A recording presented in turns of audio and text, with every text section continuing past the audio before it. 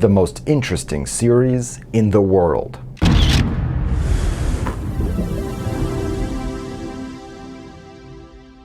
Power series don't always converge, but when they do, they usually converge absolutely. Well, here's the theorem. Suppose that this power series converges when I plug in x naught, x sub 0. Well, then that same series converges absolutely for any value of x between negative x naught and x naught. Well, let's prove the theorem.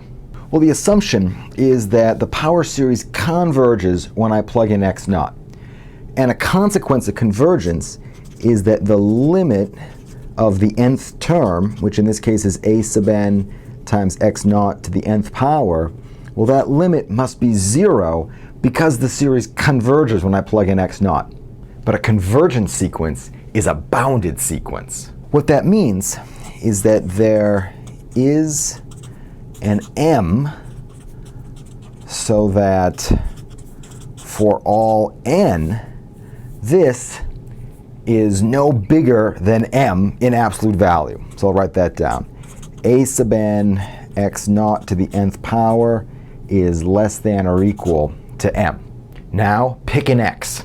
Well, I'm going to pick that x to be between minus x naught and x naught. So I'll just write that here. I'll pick some value of x that's in the interval between minus the absolute value of x naught and x naught. So this just means x is an element of this interval between minus the absolute value of x naught and the absolute value of x naught. I'm writing it in this funny way just because x naught might be negative. My goal is to show that with that value of x, the power series converges absolutely. Now watch this. The absolute value of a sub n times x to the nth power, well, that's just equal to the absolute value of a sub n times x naught to the nth power times the absolute value of x to the n over x naught to the n. I mean, this equality is just because x naught to the n dividing by x naught to the n. I've got an x to the n here, and these are just equal. But what else do I know? I know that this part here, a sub n times x naught to the nth power, is bounded by big M. So this is less than or equal to big M, and I could rewrite this as the absolute value of x over x naught to the nth power. But that helps me make a comparison. Well, how so? Well, let's set r equal to the absolute value of x over x naught. And then let's think about this series, the sum n goes from 0 to infinity of m times r to the n. It's exactly the term here, but I'm just summing them all up. And that series converges. Well, since x was chosen to be between negative absolute value of x naught and absolute value of x naught, this quantity r, the ratio between x and x naught, an absolute value, that is less than 1.